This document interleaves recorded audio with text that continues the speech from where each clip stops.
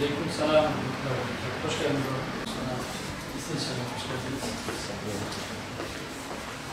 Çocuk kazanmış olduğu bursun 4 ayını Filistinli kardeşlerine göndermek istiyor. Tamam. Parasını da aldı, getirdi. Size Filistin vasıtanızla, beliriniz vasıtasıyla göndermek istiyor. Tamam. İnşallah. Teşekkürler.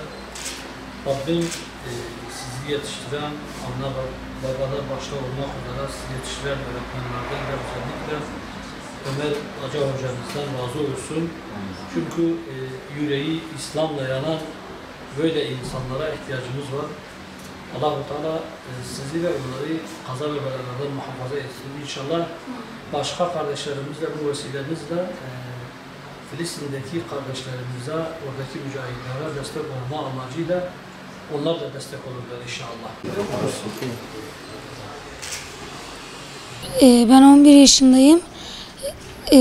Burs kazanan bir çocuğum. 4 aylık maaşımı Umut Kervanı'na getirdim Filistin'e göndermesi için. Dilerim ki oradaki zulüm biter. Siyonistler kaybeder, Müslümanlar zafer elde eder inşallah. Ben buraya paramı verdim Umut Kervanı'na, inşallah o da Filistin'e ulaştırabilir. Buradan Ömer Ece hocama, matematik hocasına selam gönderiyorum.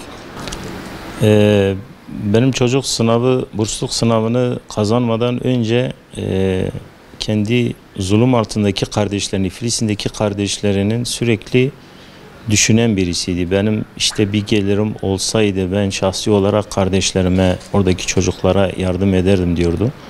Sınavı kazandıktan sonra 4 aylık bursumu onlara göndereceğim diye söyledi. Bu da tabii bir baba olarak bizi gururlandırdı, duygulandırdı, mutlu etti. Kendisini tebrik ederim. Bunu yetiştiren hocalarını tebrik ederim. Özellikle matematik hocası Ömer Hoca'ya çok teşekkür ederiz. Diğer hocalarına çok teşekkür ederiz.